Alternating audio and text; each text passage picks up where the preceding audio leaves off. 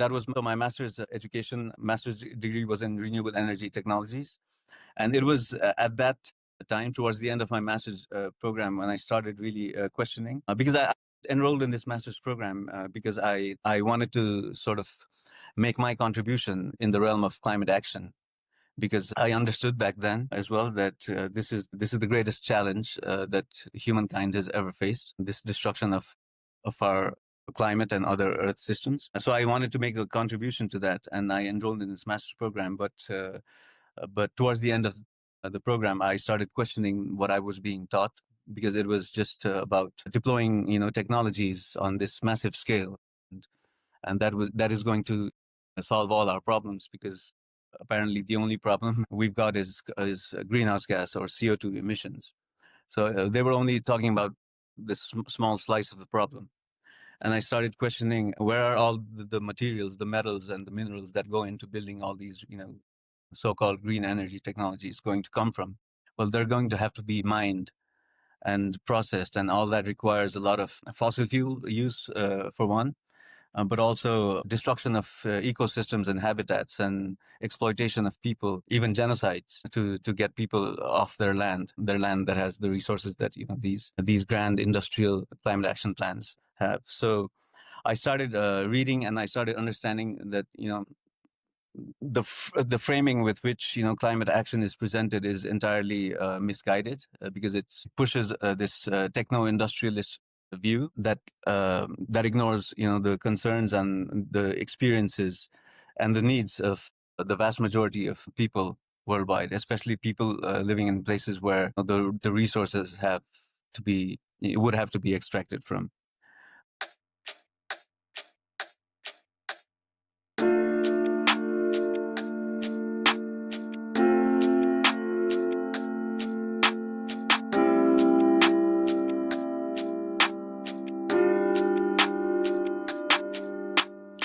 Welcome to Truth and Reckoning, a broadcast from CELDF. In this show, we'll learn from frontline organizers and communities fighting against environmental destruction.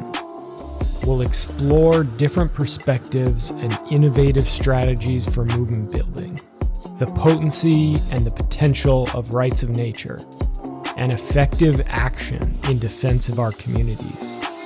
And we'll share inspiring stories of people working towards right relationship with the land and each other. I am your host, Max Wilbert.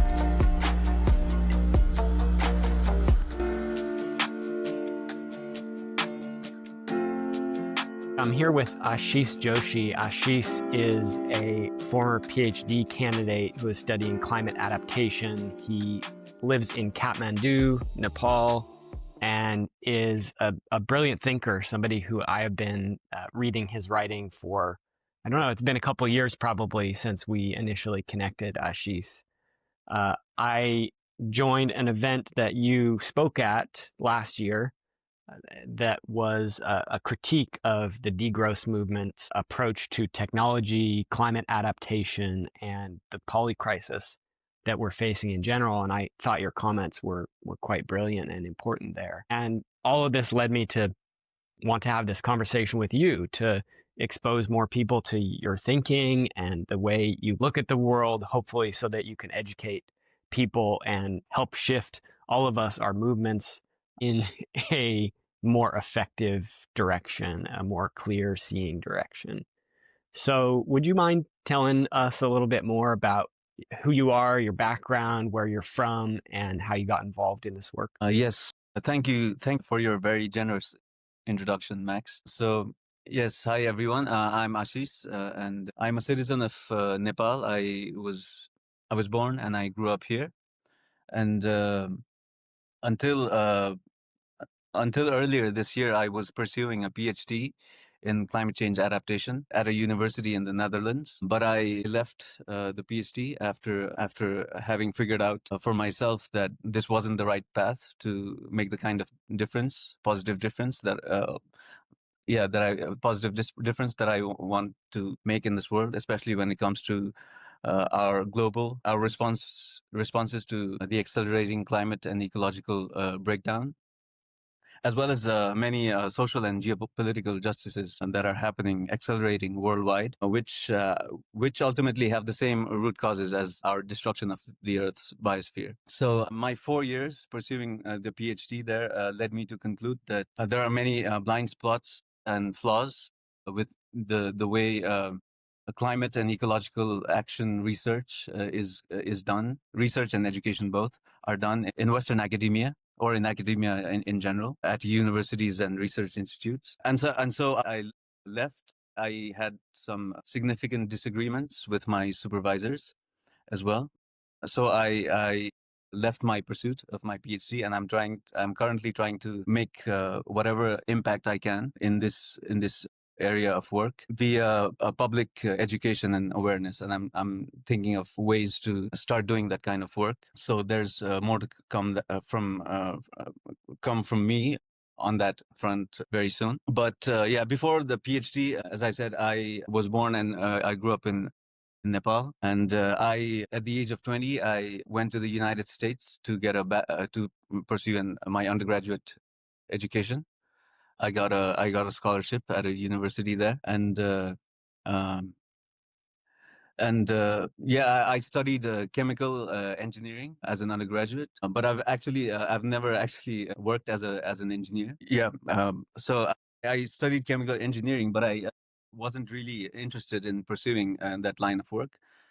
So a few years after finishing my undergraduate degree, I decided to apply for a master's program in renewable energy technologies in Europe, and I got a scholarship to pursue a master's degree in Europe, and it was enrolled in this master's program that is organized by the European Commission, I think, and where they select students from different parts of the world, and so we, like, each master's program is organized by this consortium of three or four universities, and we spend one semester each at one university in one European country, and then move on to another one in another country. So yeah, that was my master's education. Master's degree was in renewable energy technologies, and it was at that time, towards the end of my master's program, when I started really questioning, because I enrolled in this master's program because I wanted to sort of make my contribution in the realm of climate action, because I understood back then as well that this is the greatest challenge that humankind has ever faced, this destruction of our climate and other Earth systems. So I wanted to make a contribution to that, and I enrolled in this master's program. But towards the end of the program, I started questioning what I was being taught, because it was just about deploying, technologies on this massive scale, and, and that is going to solve all our problems, because apparently the only problem we've got is greenhouse gas, or CO2 emissions. So they were only talking about this small slice of the problem. And I started questioning, where are all the materials, the metals and the minerals that go into building all these, so-called green energy technologies going to come from?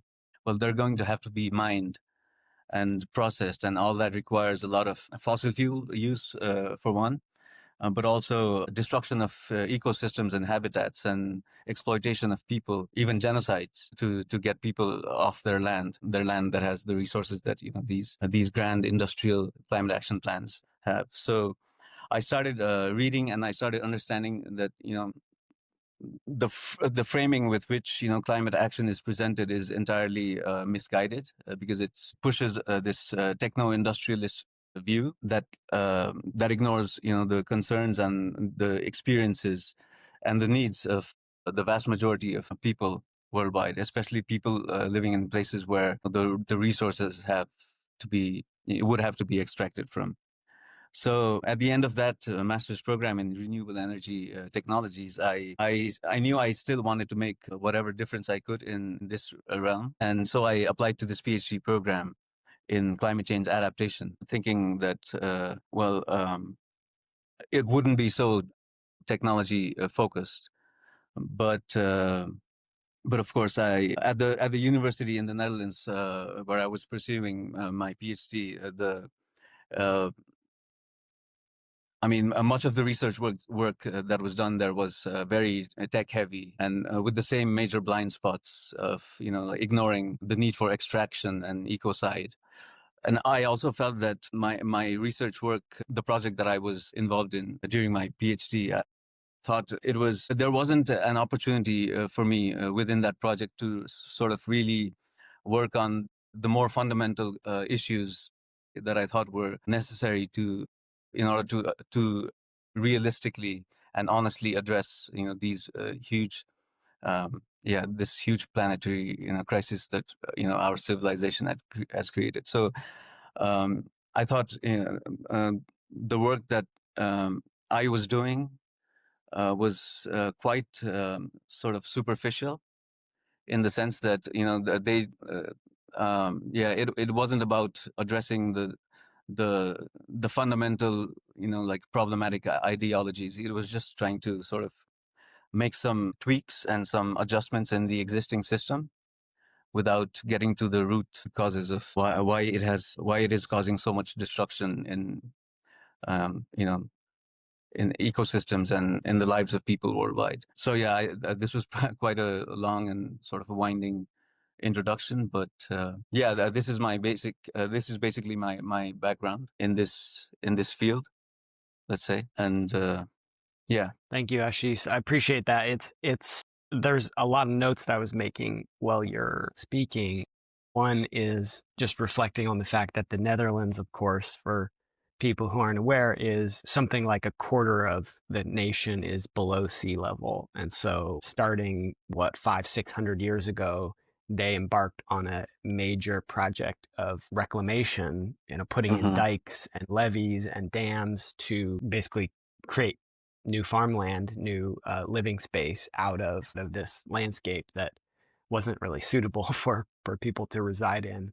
And so, in a sense, it's no surprise that the climate adaptation program based there was going to be so tech heavy, because that entire nation's existence almost is dependent upon this highly intensive engineering of the landscape, which I'm not too familiar with the Netherlands. You probably know far more than me, but I would imagine that the ecology has been significantly impacted and harmed by all of that. I know that here where I live in Oregon in the United States, and there's a coastal landscape. We're on the Pacific here, and there's all kinds of salt marshes and estuaries along the ocean where similar things were done, dikes and levees put in Hmm. place to reclaim farmland in these rich soils and make more grazing land for cattle and so on.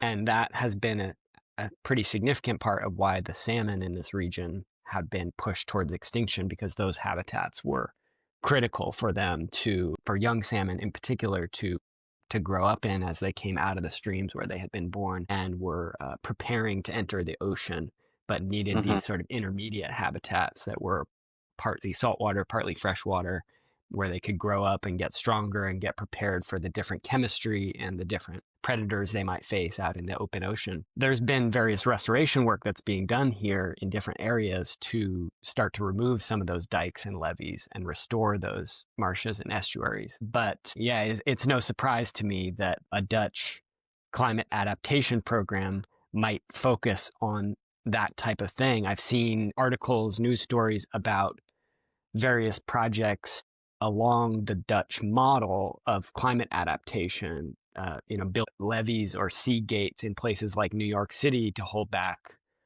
storm surge, high tides which are exacerbated by rising seas, of course.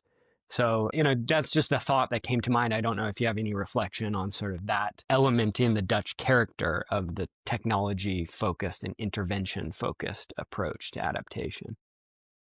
Yes, well, when I was during my time in the Netherlands, I definitely got to learn about, the history of the Netherlands, how it was mostly land that has been reclaimed from the sea by pumping out water and then using dikes to block out the ocean. And yeah, the general I agree with you. It is in large part because of this history, this technological prowess, that the climate adaptation or climate action work, research work, in the Netherlands tends to be very tech heavy, because there is this sort of confidence, or there's this confidence or overconfidence, whatever you want to call it. We've managed to ward off the sea for centuries now.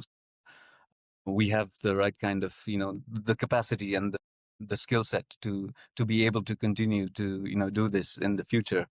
But I think, but not everyone, of course, not all research programs are like that. There's also awareness that, because as you said, as it is the case in Oregon as well, there have been massive ecological problems that those dikes in that infrastructure has caused. Because similar kinds of problems, the migration routes of fish, between the saltwater and the freshwater migration routes, those have been disrupted. And there's other problems such as salt intrusion in agricultural lands, for example, because of the unequal pressure of the ocean water. I think there's a very interesting mechanism why that happens, and hopefully readers will able to, hopefully we can, you may be able to share a link to an article or something, but basically there's an intrusion of salt water in the freshwater water table because of this artificial barrier that's been placed to block out the ocean.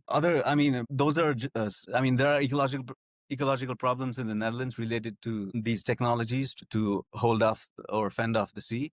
But also there are other major ecological problems there related to the massive agricultural system there, where the freshwater bodies, the soil, a lot of pollution due to animal waste, and lots of algal blooms in the water bodies. So there are a whole range of ecological problems related to this turbocharged deployment of technology in the Netherlands.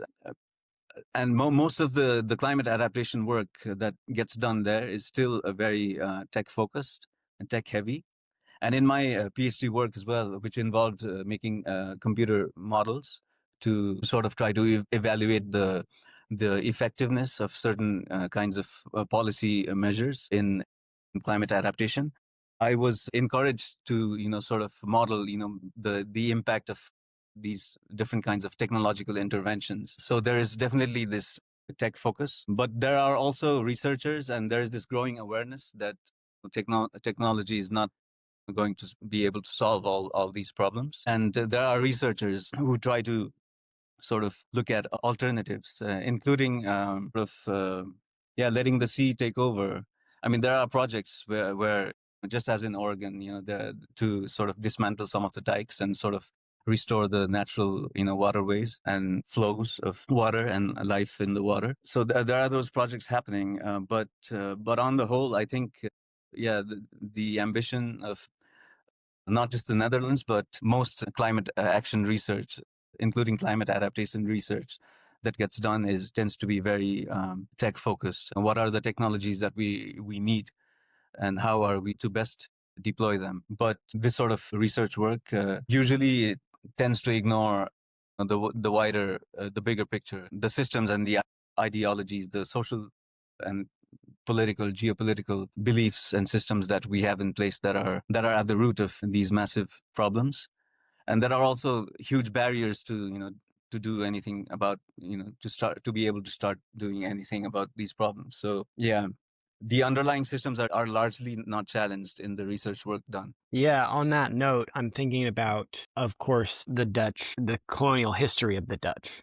right? They invaded and took over Indonesia and much of the surrounding region. They had a big presence in southern Africa, eastern and northeastern South America, southern India. The revenues created by these colonial overseas empires were in large part what funded these projects of reclamation and agricultural expansion and domination. So I want to put a pin in that, because you made the comments earlier about how this sort of modern technological approach to solving or adapting to global warming, dependent on technology, requires and is linked to today different forms of exploitation, mining, even genocide, and various forms of harm to communities, which usually, but not always, are overseas, right? Sometimes they're sort of internal peripheries or internal colonies but often they're overseas colonies or places which are being exploited. So I want to put a pin in that because I think that's a big theme of our conversation. But, I just wanted to touch briefly back, since we're on this topic, of the salmon here and the migratory fish there, and the extent to which some people might just look at that and say it's a technological problem itself. That's an engineering problem.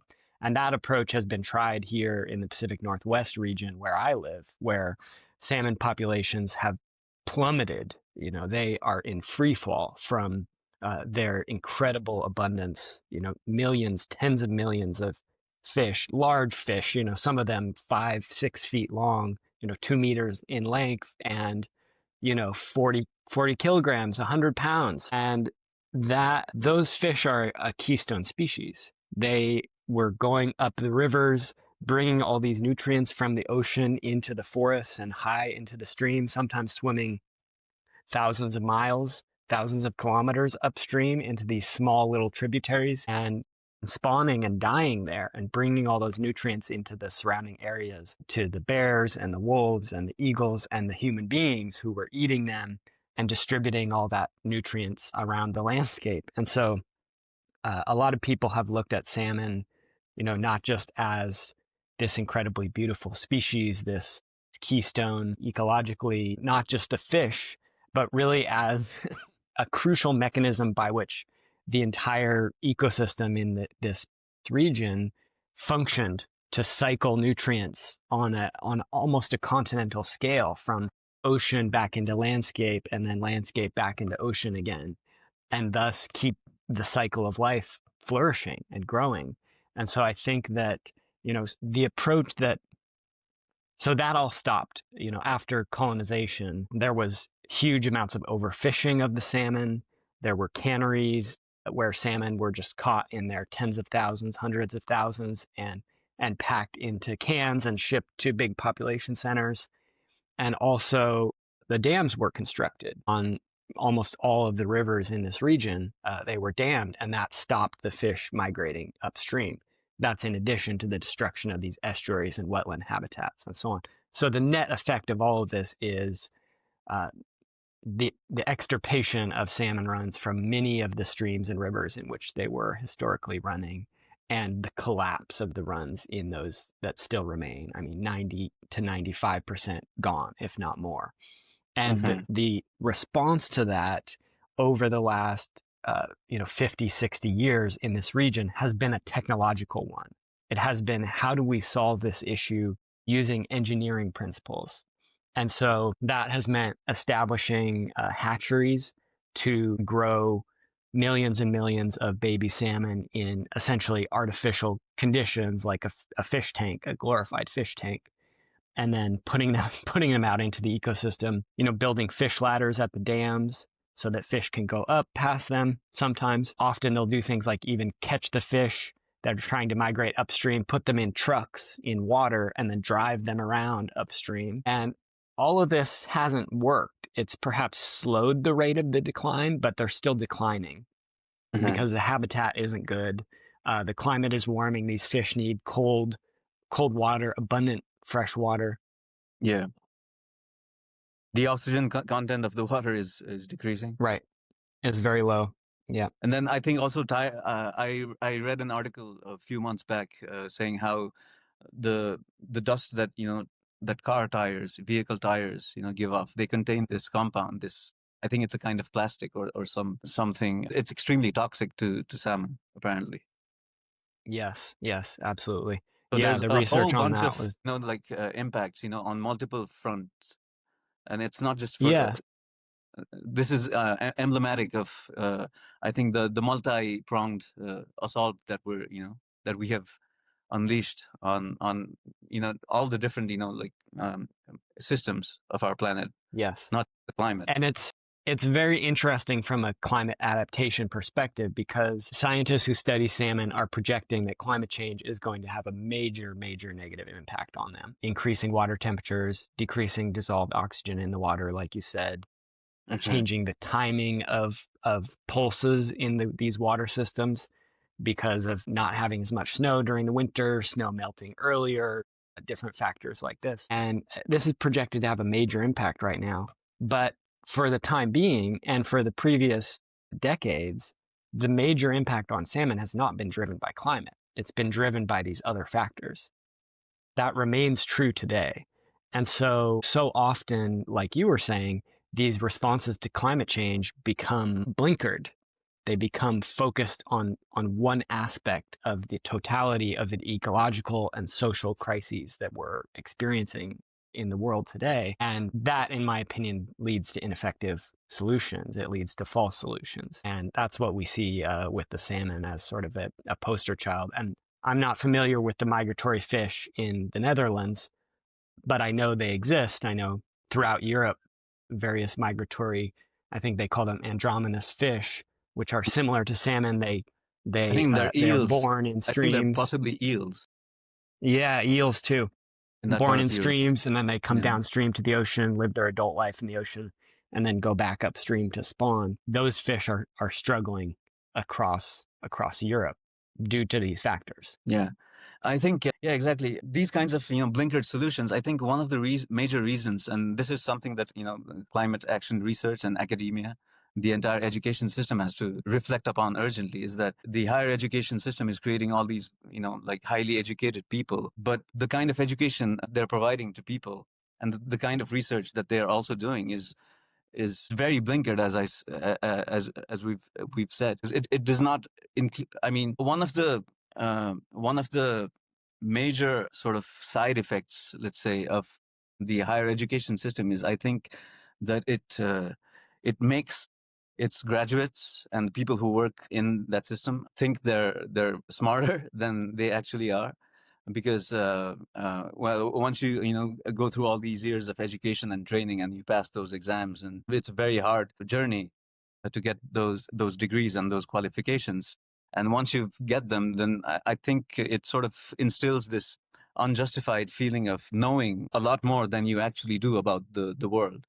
And yes, I mean, the system may teach you quite a lot about human societies and how we use technologies and many different aspects of human systems, but in terms of the way the world works as a biophysical, this kind of education, this kind of comprehensive worldview is sorely lacking. And researchers and students as well as researchers who sort of are involved who work in the realm of climate science or climate action, one of the great disservices that the academic system has done is to sort of instill this mentality of thinking that just because you have qualifications, the highest qualifications possible, means that you, or the work that you are doing, or the kind of thinking that you are habituated to is the right kind of thinking. Because if that were the case, then we might have seen some good progress on addressing all these major ecological problems that we've created. But as you've pointed out, the technological solutions that get designed and deployed usually tend to make the situation even worse in many cases. The best they've been able to do is perhaps slow down the rate of destruction, when at this crucial time, this unprecedented era in human history, where we're facing a total collapse of many different interconnected earth systems, this kind of blinkered view is lethal. It is proving to be very inadequate and dangerous and misleading. I think one of the great disservices that the education and research system has done is to sort of instill this false sense of security as well, I think, in the global public, that there are people who understand these things, who have the right kind of knowledge and expertise to sort of steer our societies towards a more sustainable path. I think the sense of false confidence, or the sense of that there are people who understand things, the complicated nature of the world well enough to sort of be able to propose technological solutions to these problems, or design technological solutions. I think this has been one of the major, what do you call it, the major harms, let's say, one of the major harms that the climate research enterprise is doing right now, I think. Yeah. A couple thoughts come to mind in response to that, Aashis. I grew up in Seattle, and so when I go and visit my family there, it's a very progressive, liberal city. And one of the things that you'll see often is people have these signs out in their yard and they say various things like various progressive slogans like immigrants are welcome here and different things like that. One of the things that they say is we believe science or something along those lines. And on the one hand, it's an understandable and admirable response to the ascendance of climate denialism, to the fossil fuel industry's very real successful attempts to spread misinformation and sow doubt about the basic science of global warming and so on. But on the other hand, it betrays to me what is sort of a common flaw in the liberal psyche in places like Seattle in the United States and probably across much of the Western world, which is a tendency to treat science and the scientific endeavor as a sort of God, to treat progress itself as a sort of God. So, these are largely secular communities, but in a sense, they've replaced the worship of God, of a Christian God, often in these contexts, the United States, previously that their parents and their grandparents might have had, with a worship that is not self-conscious, that is not self-reflective of the scientific endeavor and progress and technology. Mm-hmm. And it's in my view, and it's something that I'm not sure we're veering into the realm of philosophy here. This may be sort of an inherent danger in the human psyche and our makeup as beings when you combine that with our intelligence, our cunning, and our ability to create these scientific endeavors that build knowledge beyond what is really comprehensible to one person, right? Like I've studied some climate science, I've studied some ecology and some things along these lines. But like you were saying earlier, the scale of these scientific enterprises is so broad that no one person can be an expert in more than one thing. And only a few people, those who have the privilege of getting education, can even be an expert in anything. And it sort of creates this disconnect between wisdom and knowledge. It creates this disconnect between people who may not have access to these levels of education and the knowledge itself. And that disconnect has been exploited quite successfully by figures like Trump, by the far right around the world, who are putting disinformation, propaganda, and so on into those cracks and using them to leverage apart sort of these basic systems of knowledge production and assimilation that have been built since the Enlightenment, and probably going back far before that if we talk about traditional ecological knowledge as a form of observation, right? Observation, developing theses, and then testing them against the real world. That's sort of an innate human thing to do. That's curiosity, that's knowledge accumulation. And so that, of course, goes back far deeper than the Enlightenment. But I've seen this process play out myself that you were just talking about, Aashis, in one, to sort of try and bring us back away from the philosophy, maybe, because we could go down that road for a long time. They're interesting and perhaps important discussions. But I, in 2010, traveled to the Russian Arctic with a group of climate scientists. And it was an expedition that was funded by the National Science Foundation here in the US. And the people who were participating were professors in climate science fields, limnologists, people who were studying oceanographers, people who were studying all kinds of elements of the carbon cycle, essentially, in these Arctic environments, as well as, postdocs and graduate students, and even some undergrads who were there to sort of get experience in climate research. And I was brought along under a new element in this program, which had been ongoing for many years at that point, I was an environmental journalism student at the time. And the idea was basically scientists aren't any good at communicating about these issues. So let's bring along, some people who are professionals at communicating this complex science, trying to translate it into language that everyday people can understand. And what I found when I was there, which was very disconcerting to me, although even at that age it wasn't entirely unexpected, was that I found the climate scientists to be very, very naive. And these were highly educated people, people working at some of the most prestigious scientific and research institutions from around the world, not just the US. And they had an incredibly deep understanding of climate science, of carbon cycling, of all these dynamics. And yet, when it came to understanding politics or power or social change, they knew nothing at all.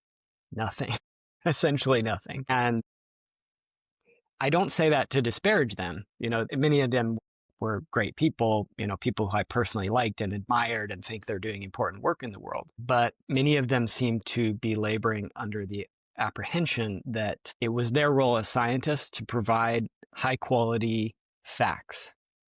Those facts would go into the public sphere via journalism, press releases, and so on. They would get disseminated to politicians and to the public, who would then vote and make decisions based on those facts that would lead to resolving the problem that they were looking at. That's probably a simplification, right? I don't want to act like these people were completely ignorant of how politics really works in the world, how dirty it is, how dangerous it is, how indirect it is and challenging. But by and large, I was really struck by that these people felt like their role was to get the information. And in terms of solving the issues or doing anything about it, that was other people's responsibility. And again, I don't want to sort of seem like I'm casting aspersions on these people, because I have a great deal of admiration for the work of climate scientists and other people who are doing, basic ecology, for example, to understand what's being done to the planet. Just like I have a great deal of respect for social scientists who are studying the dynamics of imperialism and modern forms of colonialism and so on. But nonetheless, I was kind of struck by how, and this, Aashis, was actually replicated. I'm finishing up a master's degree in degrowth right now. And I was struck throughout the process of this master's by how theoretical the educational process was. There was a lot of recreation of knowledge, but very little about applied action. And, my experience coming in as a community organizer, as somebody who's been working on these issues and educating on the issues that are sort of adjacent to degrowth for a couple decades now, was, why isn't this, like, we're in a crisis. Why isn't this academic program focused 80% on practical examples? Let's study what people are doing in communities which are resisting industrial development and the spread of destructive capitalist projects. Let's study the methods that they're using, the decision-making structures, the challenges they're facing, the types of repression that they're experiencing, and how they're fighting back against that. Let's study historical movements and try and learn what we can from revolutions and civil rights struggles and liberation movements and so on. Try and pull out the strategic lessons from those and apply those within the context of degrowth in the modern era. There was very, very little of that, almost nothing throughout an entire master's degree program. And I was just shocked by that, because to me it feels like dereliction. It feels like dereliction of duty, in a sense.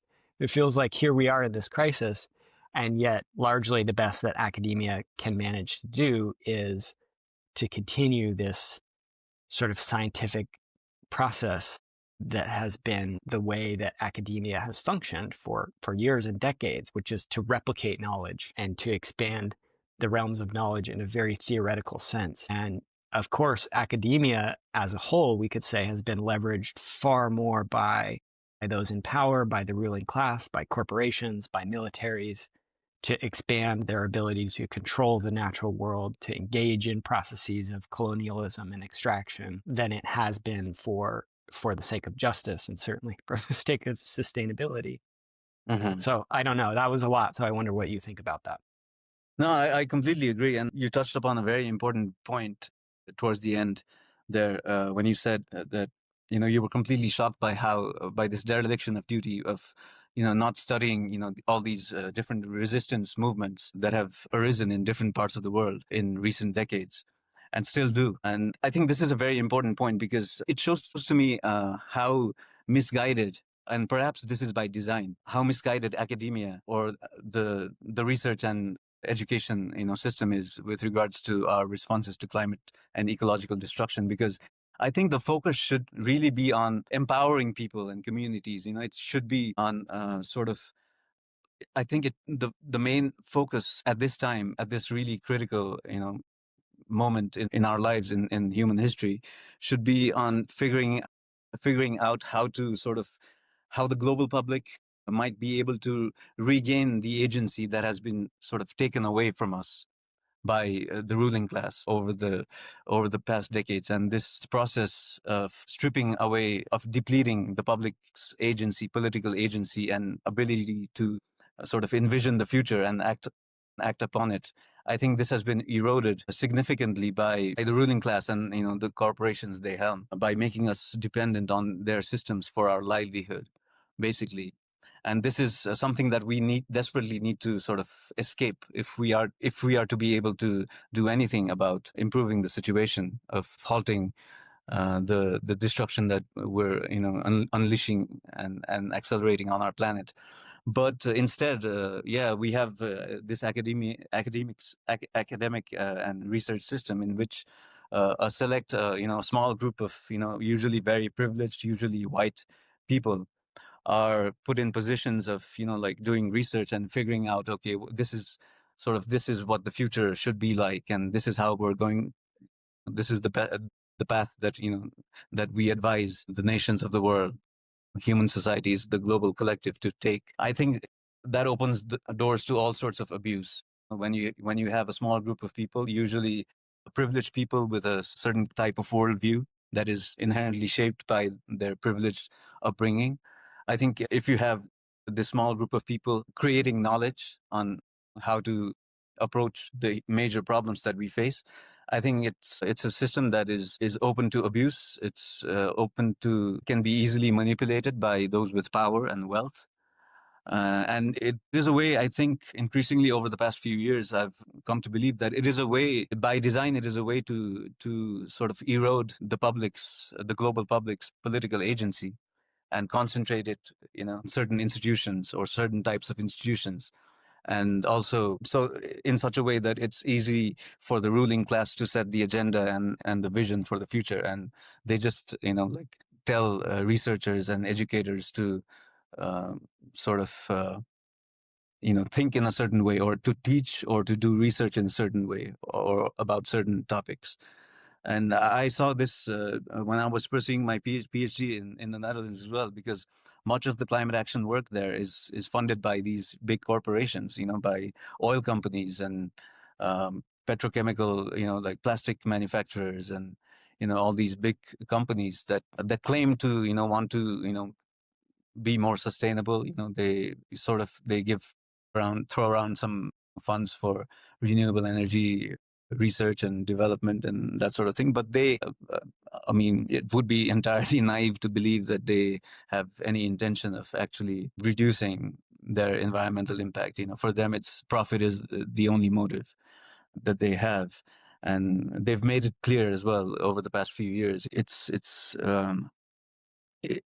I mean, several times we've read news that this big oil company, they sort of make these targets to reduce their emissions by, I don't know, let's say 50% over the next 10 years or something, and then they do nothing over the 10 years, and then after a few years they just said, oh, we're going to scale back the target, or we're going to ditch it altogether, or it never their plans never materialize. But these institutions, these academic and research institutions, they continue to work with these deceitful corporations. They take funding, so in the end it's also a very careerist sort of enterprise. The climate action academic and education system, because it's about people's careers, where the funding comes from. And in the modern neoliberal capitalist world, the funding comes from these corporations and the massive profits they generate from wrecking the planet and the lives of people and non-human living beings all over the world. I think, I'm very suspicious. I'm suspicious of the academic and research enterprise, although there are many people who are genuine and who are honest and who try to do good work, who are aware of these major problems with academia. But I think that that's not a significant, or that's not a large portion of academics. And most of them are quite blinkered in their thinking because of this, because the education system tells that trains you to think of yourself as an expert without bothering to sort of learn about the complexity of the world, and not just the ecological complexity but the political complexity of the world as well.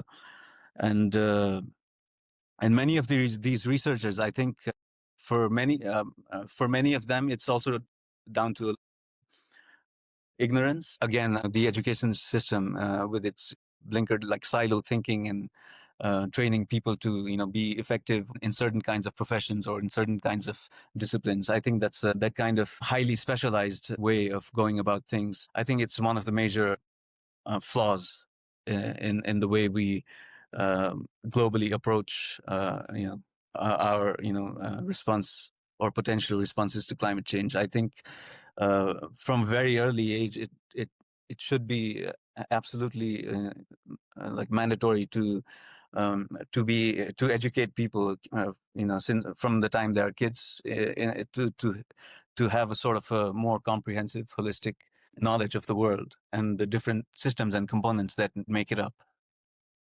But that is not what the modern education and research system does. It sort of tries to create silo thinkers, because I think when you have silo thinkers and people who are highly specialized, I think it's easier to control people. If people in society are highly specialized, then they become dependent on the system for their livelihood. And I think part of it is, I don't know what part of it, but some part of it certainly is by design that this is the case. And Yeah. I think if the education system were to go about, doing a good, honest job of really educating people, I think it would be. I think at this time it is absolutely essential for everyone to have sort of a basic level of ecological and ethical education, and this includes knowledge education on historical and ongoing geopolitical injustices, especially arising from Western imperialism. The education system changes in that direction. I find it hard to see how it's going to be relevant or helpful in addressing the existential threats we've created for ourselves. Absolutely.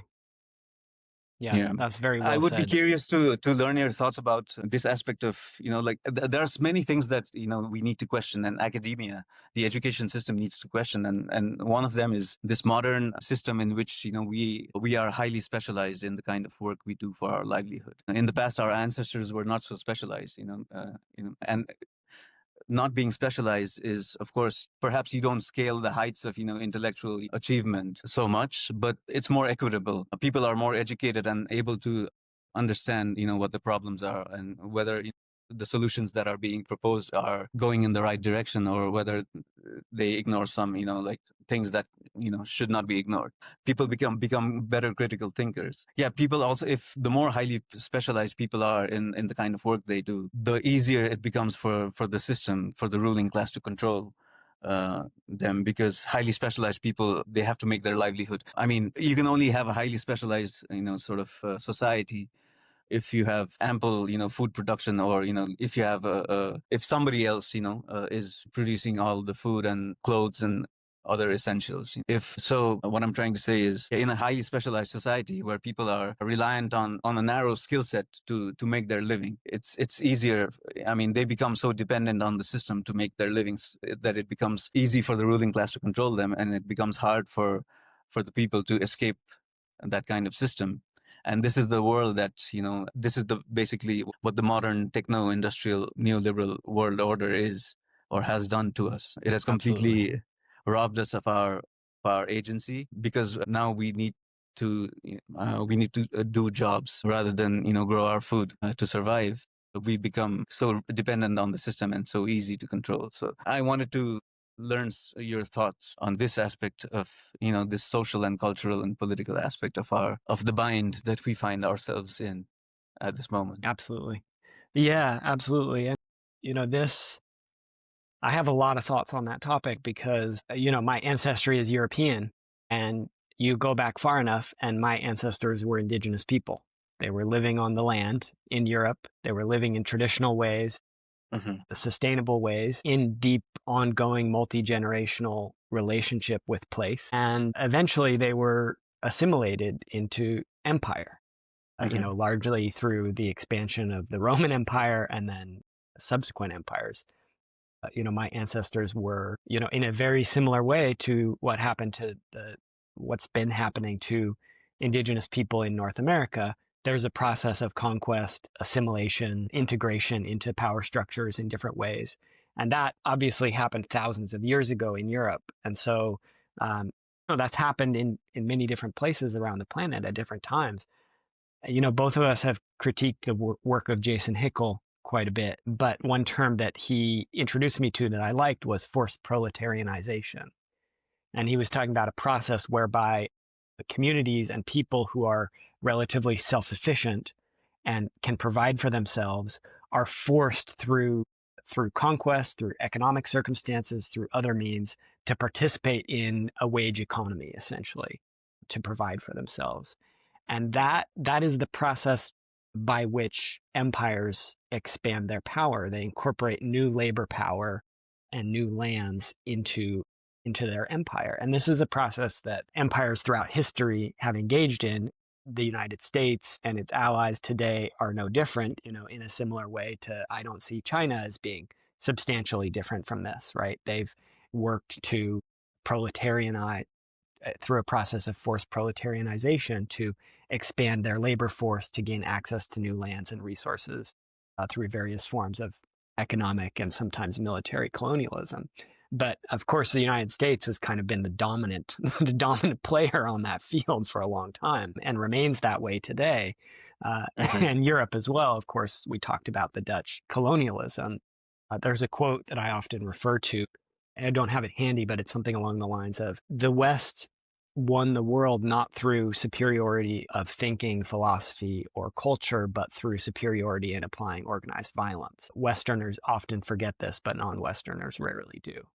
And, I think that's the reality that is so often lost, especially in fields like academia, where information is kind of sanitized and you're trying to take your objective, you're trying to be objective, and you're trying to take your perspective out of it. You're trying to not look at, politics is far too complicated for most scientists to study.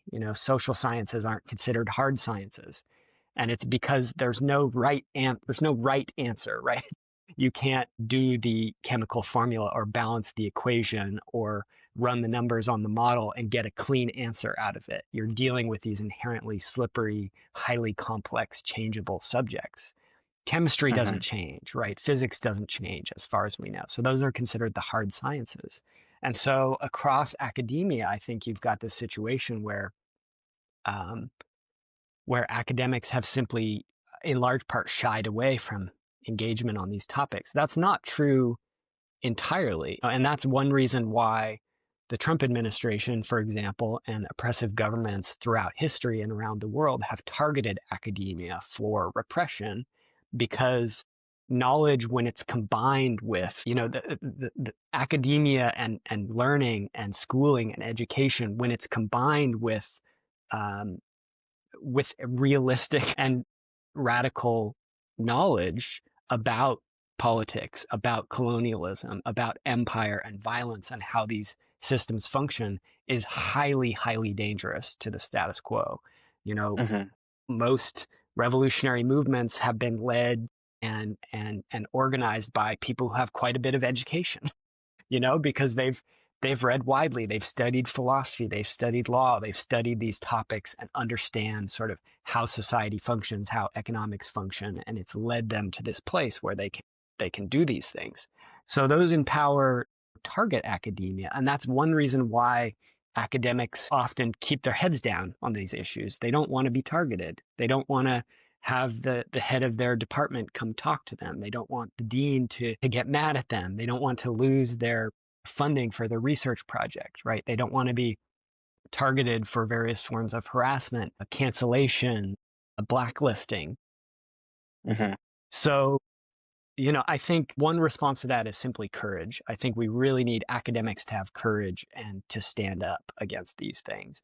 But even then, I think there remains an inherent danger in the sort of culturally blinkered silo effect that you talked about earlier. I don't feel like I necessarily have the easy solution to that, but in theory, I think there's certainly a lot of value in sort of a classical education that covers a wide range of topics. I mean, this was the whole idea of a liberal arts education, which, there's a lot of critique of those institutions and that history that emerged from. But I think there is a lot of value in trying to, if you're going to educate people, teach them history, teach them politics, art, philosophy, science, mathematics. Try to educate people to be well-rounded, to understand a wide range of topics, and to understand them in relationship to each other. Because I think that fosters a sort of complex thinking, a systems thinking, which is so often lacking in academia and in the culture at large. Mhm. Yeah. So I guess that would be my initial thought on that, Aashis. I don't know if that makes sense to you as well.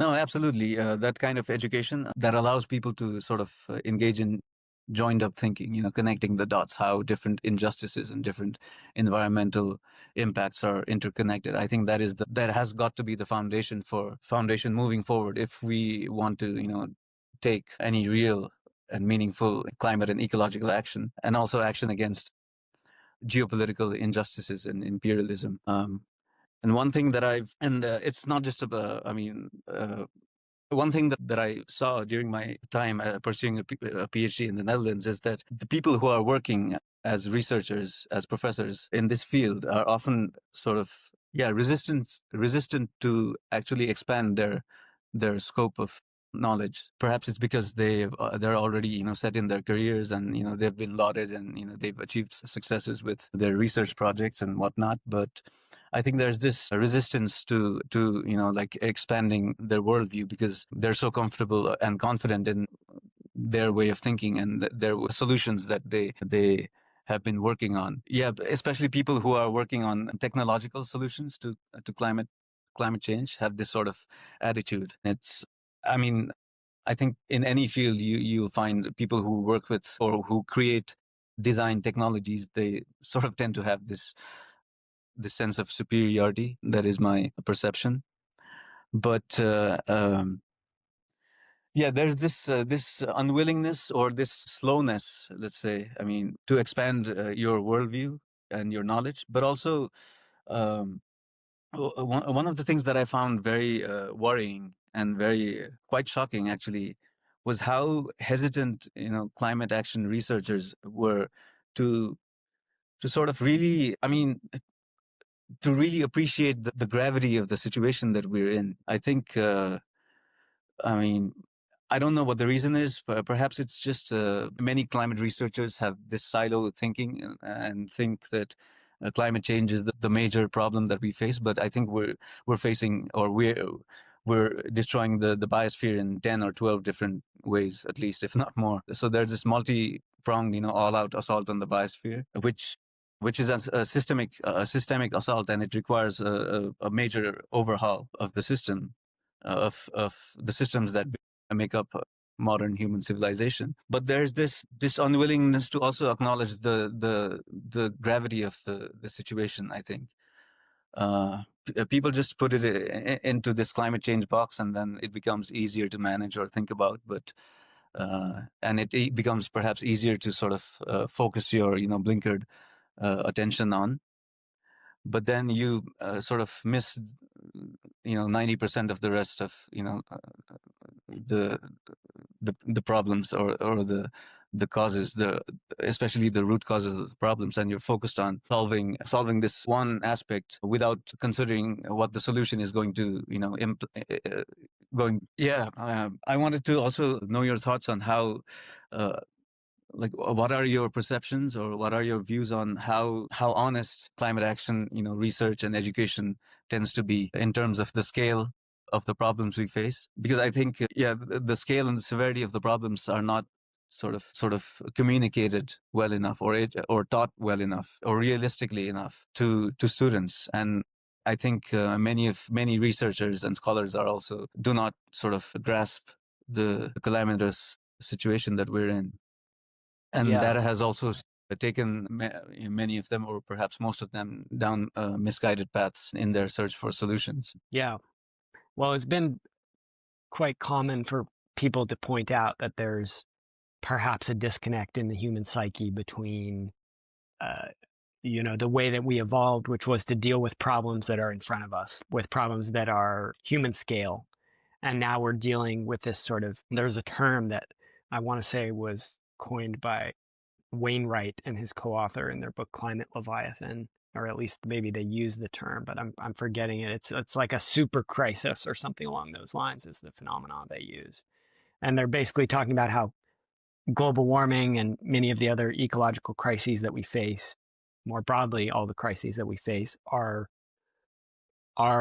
problems that are so large and encompass every aspect of the societies that we've been born into, that we didn't make the choice to create, but that we were born into as they are, more or less, that it becomes paralyzing. It's almost like it's a fairy tale or a fiction story that's being told to us rather than something real. And I think a lot of people feel that way. You talked earlier about how our agency and our ability to envision the future has been taken away from us. And I think you're absolutely right. I think that's in large part been a deliberate process. Empires and systems of control don't function best when they're actually having to employ violence and direct forms of repression to ensure consent. They function best when people go along. And that's often why violence and various forms of repression are used. It's a threat. It's a threat to try to force people to go along, to not challenge these systems, and thus to make it possible for the systems to continue. I think that you've written recently, you wrote something about how the ruling class in the West knows that this climate crisis and all the other ecological resource scarcity, et cetera, crises that we're facing are going to lead to mass migration on a scale that's almost unthinkable. Billions of people potentially forced out of their homes and their communities and even their countries and forced to move. Breakdowns in food systems, increase in frequency and strength of various forms of storms and disasters. We were talking before the call recording began about the monsoon being quite different this year in Nepal.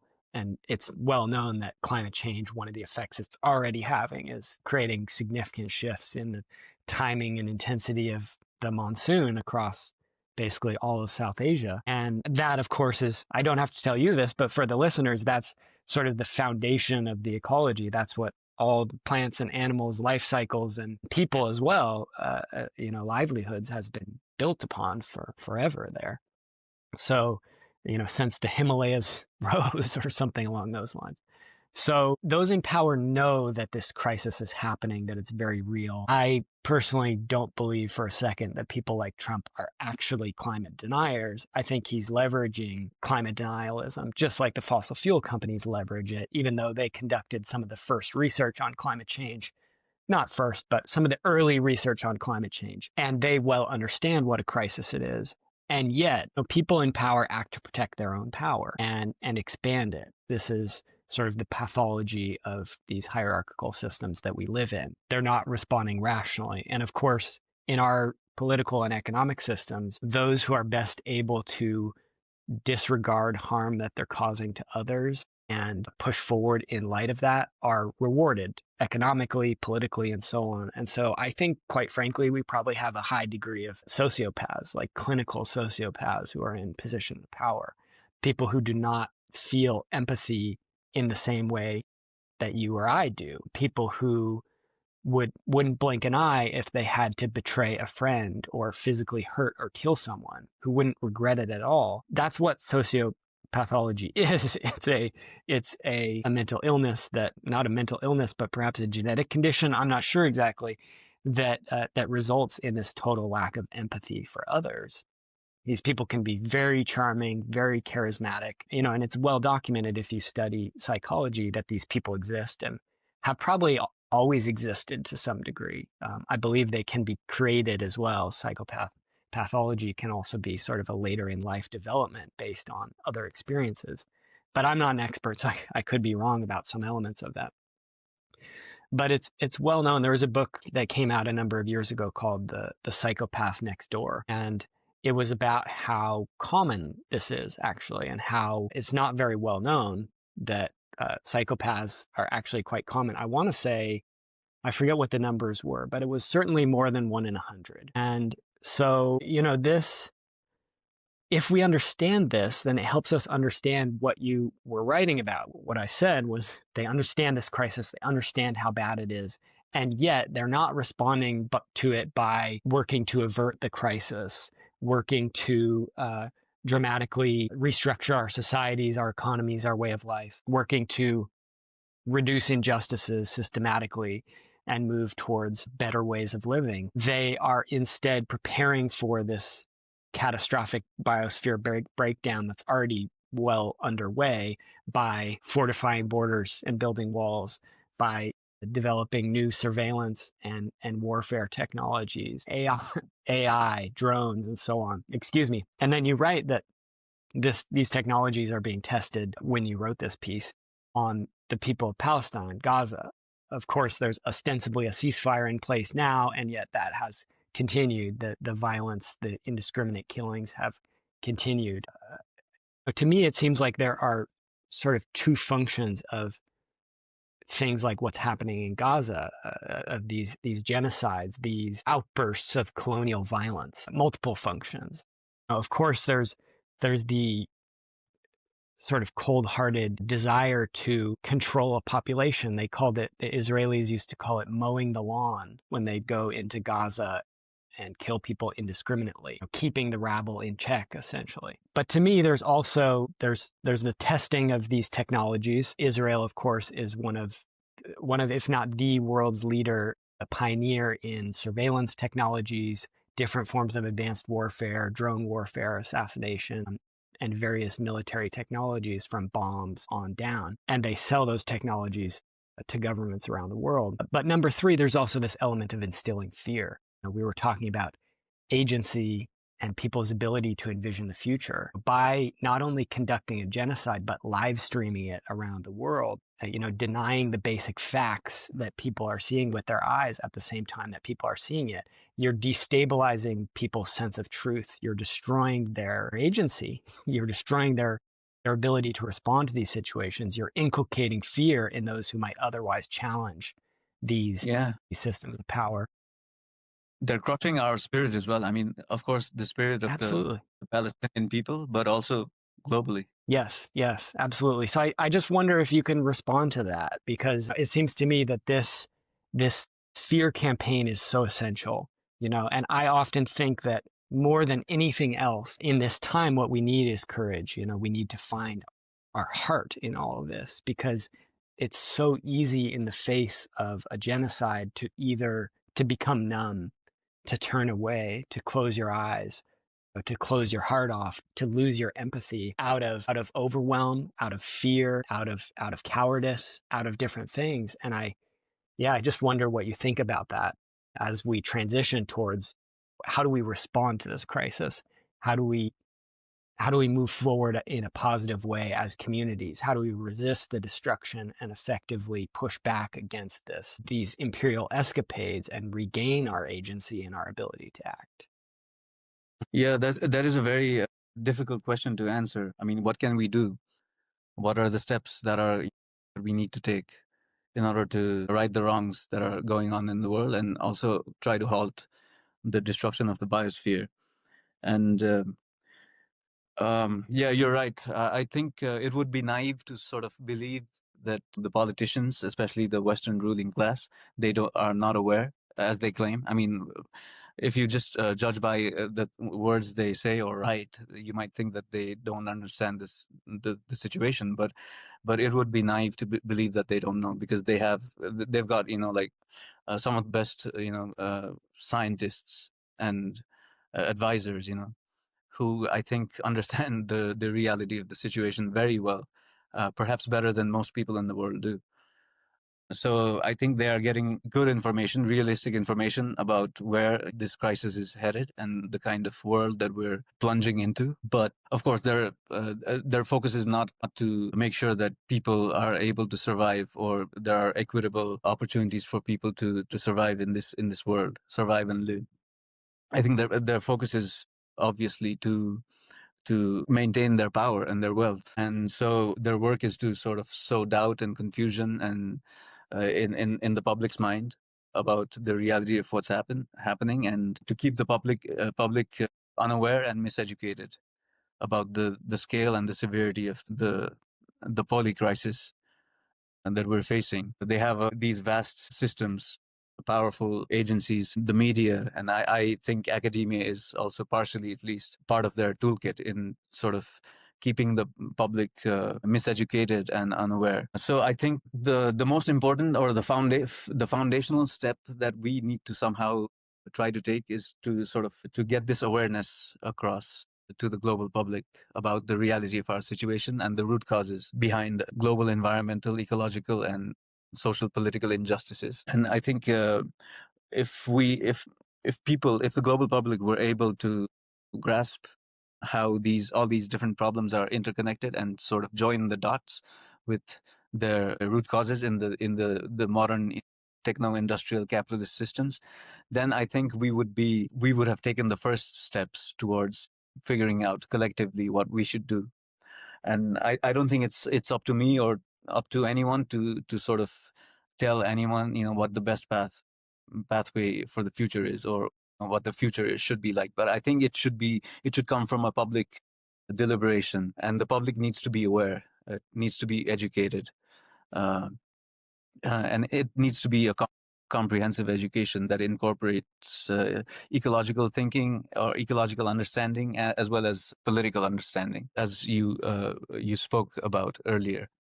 So I think education and awareness among the global public is the first sort of hurdle that we need to sort of pass. But of course, the ruling class use all their might and wealth to sort of prevent that from happening. And so I think we need to try to sort of figure out how to sort of maybe sidestep the systems of education and research that they have put in place, and maybe try to find some alternatives where we can educate one another on a more, like local community scale and global scale as well, because we have these, technologies of communication to try to educate one another. But I think we need these kinds of decentralized, like non-traditional or non-system controlled modes of education that sort of makes people aware of the fundamental problems that or the root causes of ecological and social political injustices around the world. Once people are aware of the root causes, I think it will be pretty obvious to people that the root causes are the barriers as well towards doing anything realistic and meaningful about it. So if people have reached that stage of awareness, then perhaps there might be the possibility to sort of collectively chart a different path towards the future. But that is the major challenge I see right now, is to sort of get that awareness and education across. And it's something that I'm trying to work on right now as well. Yeah, in the end, it's all about sort of regaining our political agency. And without awareness, I don't think we will even realize that we need to sort of desperately try to get our political agency back. But the ruling class has, of course, invested in all these. You mentioned all these technologies of intimidation and violence and destruction, but also there's all these technologies of distraction and diversion and entertainment, and these are all AI generated content, or there's so much distraction, and from TV to sports to everything. So much of modern life is a distraction to sort of not have us thinking about the major problems of the world and who are causing it. So yeah, I think that is the battle that I think is quite fundamental to moving forward. I think it's going to be quite important. Yeah. Yes, I would like to ask you, like, what do you think about these new technologies that that are being introduced in the world rapidly? AI and AI is the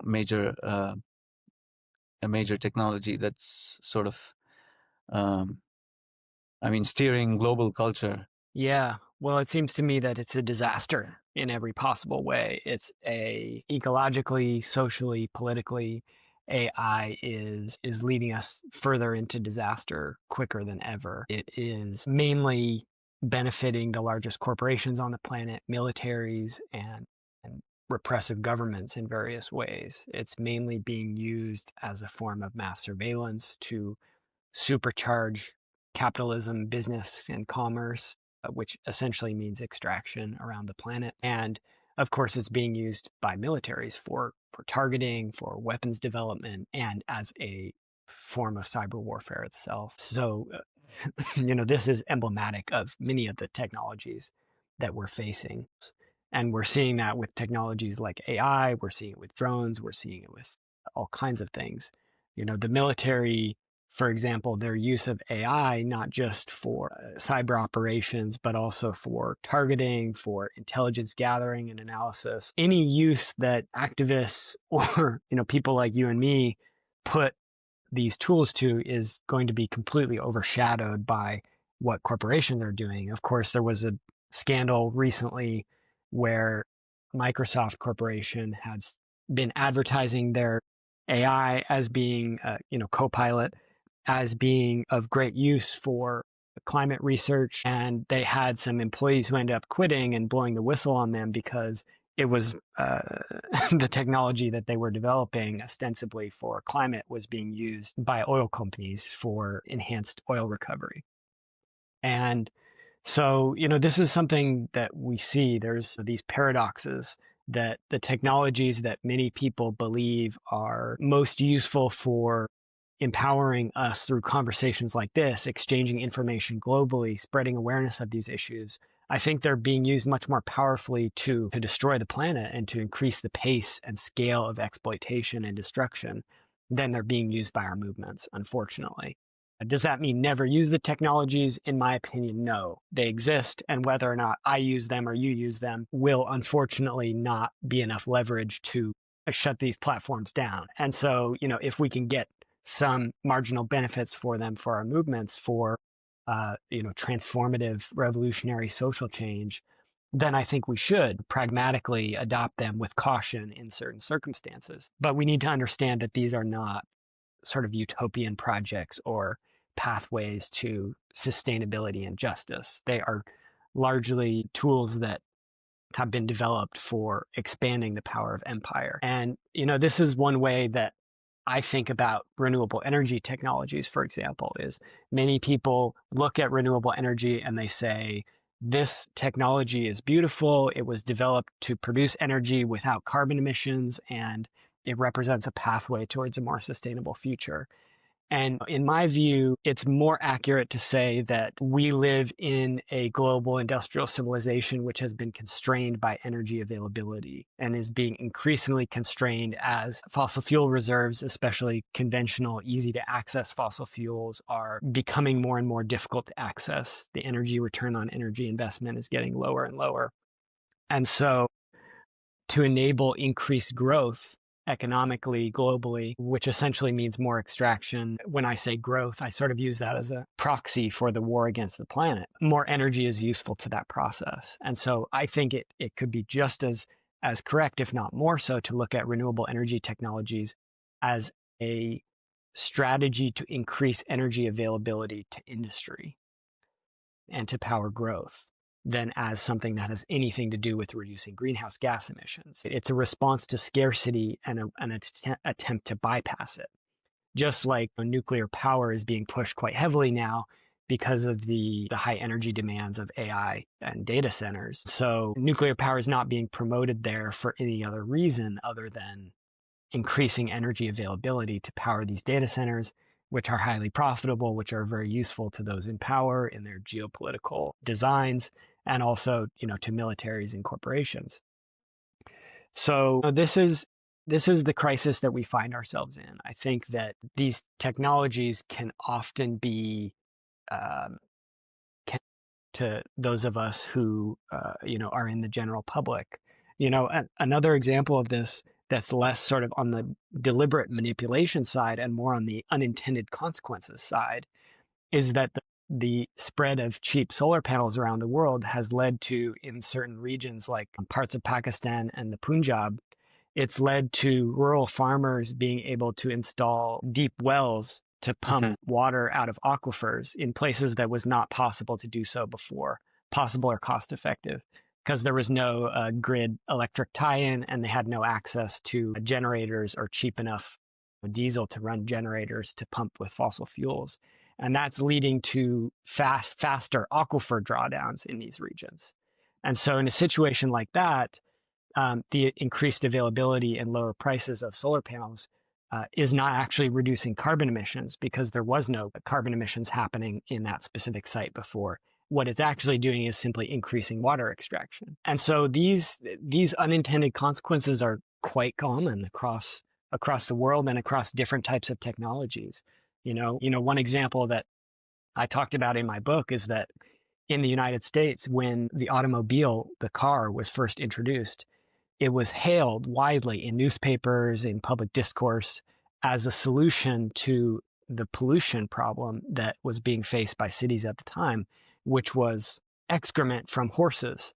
Because there were thousands of horses in the cities. Horses were drawing carriages, they were moving people around, moving freight around, hauling cargo, and these horses would poop everywhere. And it was a major pollution and public health issue in these cities at the time.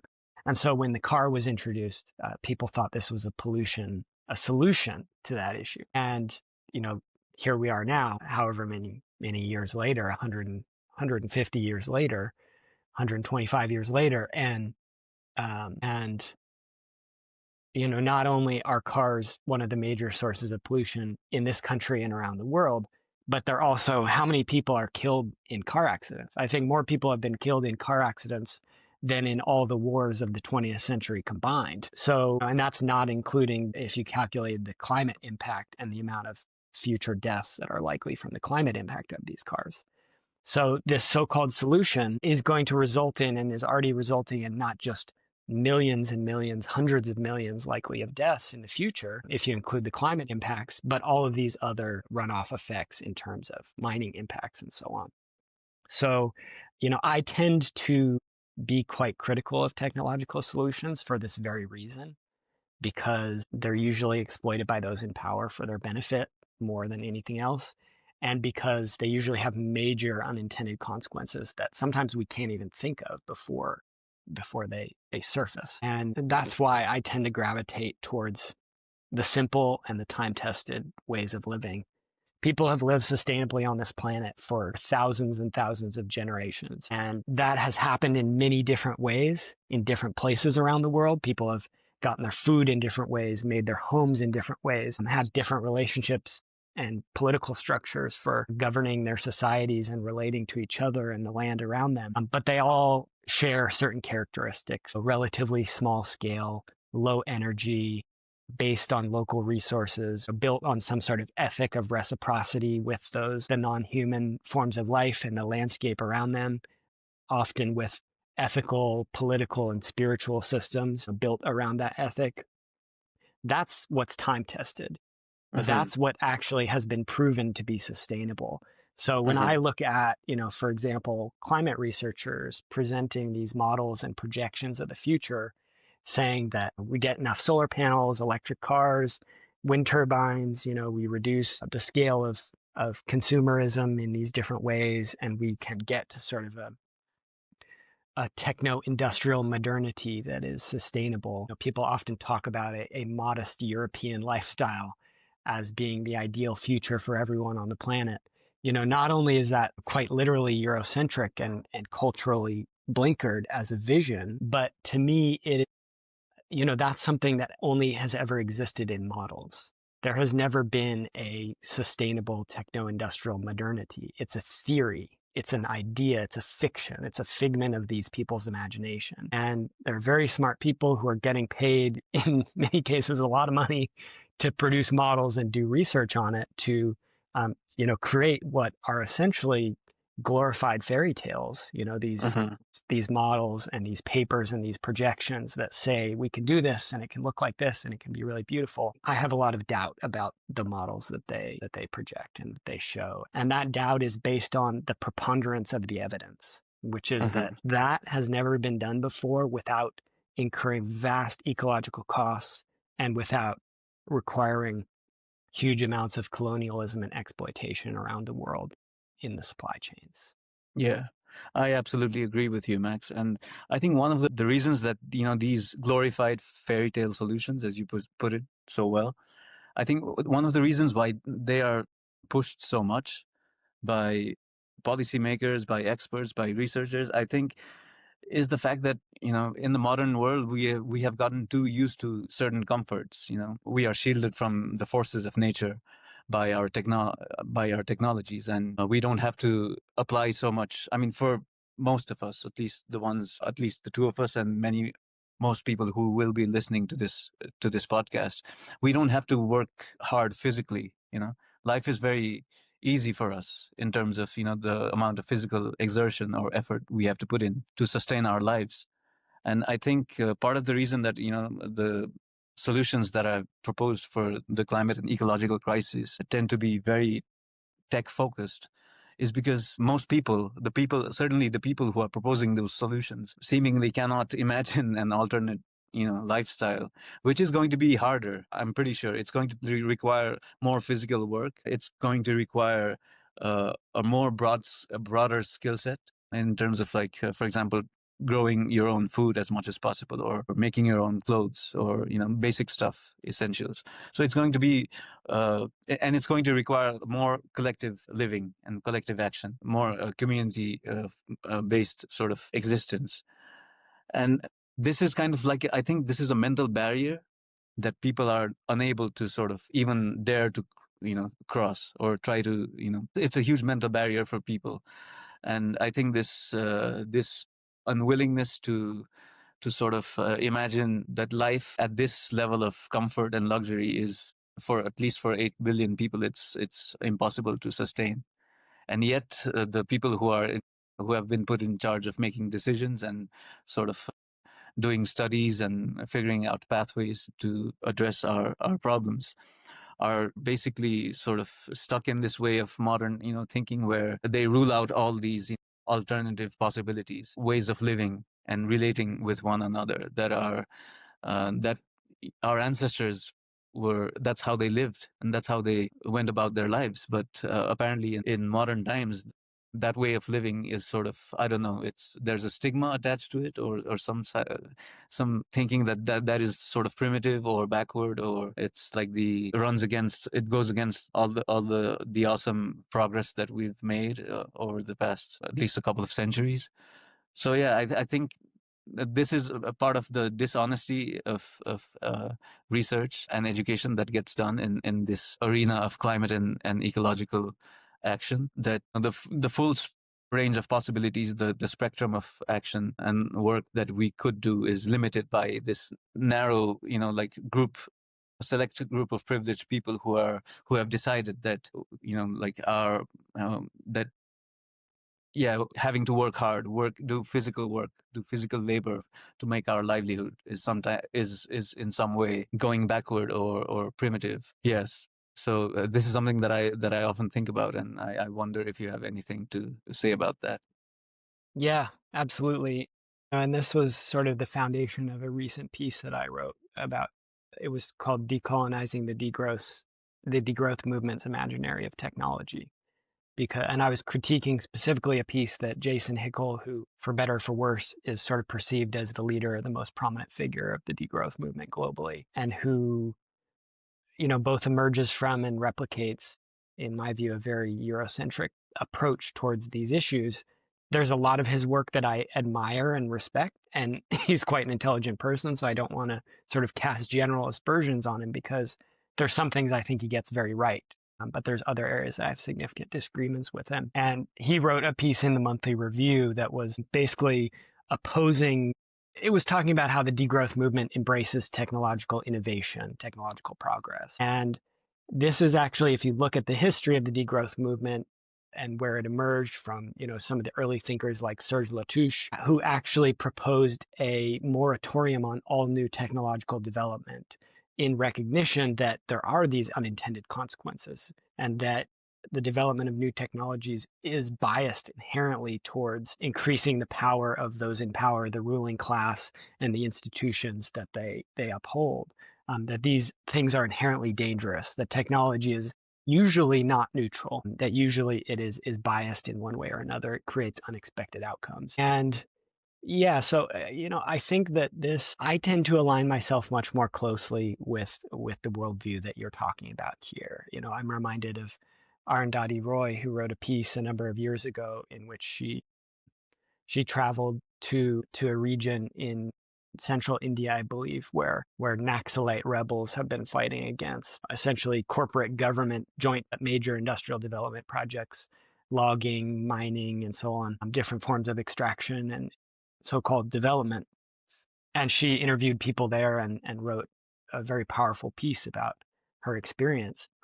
At the end of her piece, she said, if there's any hope for the world at all, it does not live in climate change conference rooms or in cities with tall buildings.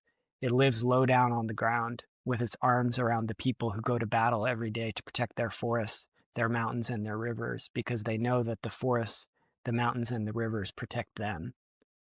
I think that's why, I named my newsletter Biocentric. That's why my work is about trying to shift this, because I think that once we get out of that hubristic imperial mindset, which I think even has infiltrated much of the anti-imperialist left, in the West especially, but even elsewhere,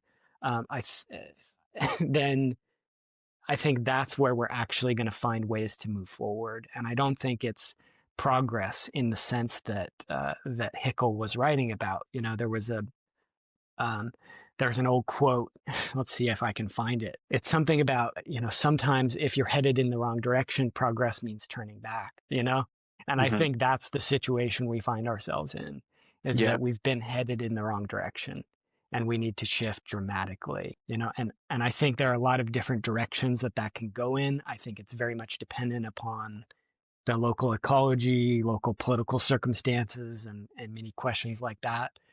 I certainly am not going to have control over the course of the future, in any significant way. But, like you, I'm trying to do the same thing, educate people, spread awareness of these issues, try and build grassroots people's movements, both for sort of real forms of climate resilience, unlike what you were often given in your PhD studies, and resisting the encroachment of corporate power and empire around the world. Everywhere it shows up, it's happening, unfortunately, everywhere in different guises, and so I think there's a lot of work to be done. Yeah, Max, I agree with you completely. That's the kind of work that I myself try to do. Yeah, hopefully we can keep discussing about these important topics and try to inspire and educate and empower one another moving forward.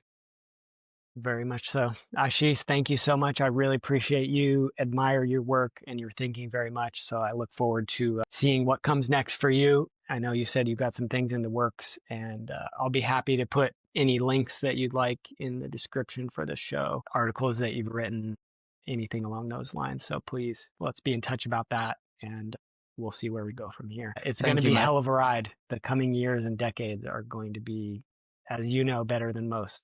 They're going to be increasingly challenging and chaotic in many ways, dangerous. Yeah.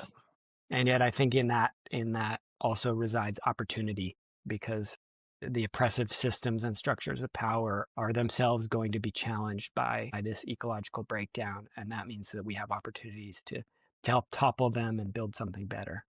Yes, definitely. Change is coming no matter what, and it's going to be a cataclysmic change. So many things that we see as invincible or set in stone are not going to be around in the same way or form as they are today. So there are opportunities despite the overall grim prognosis of the situation. This is these are opportunities that we need to be prepared for, I think, to gain our agency back as people. And thank you very much, Max, for inviting me for this conversation. And I look forward to learning more from you and having some more of these discussions in the future as well. Absolutely. Yeah, you as well. Thank you very much, Aashis. Thanks for staying up late for this conversation. Early morning for me and late night for you. So yeah, I appreciate it. It's not a problem at all. Thank you so much for having me, Max. Take care. We'll talk soon. We'll stay in touch. Yes. Bye-bye.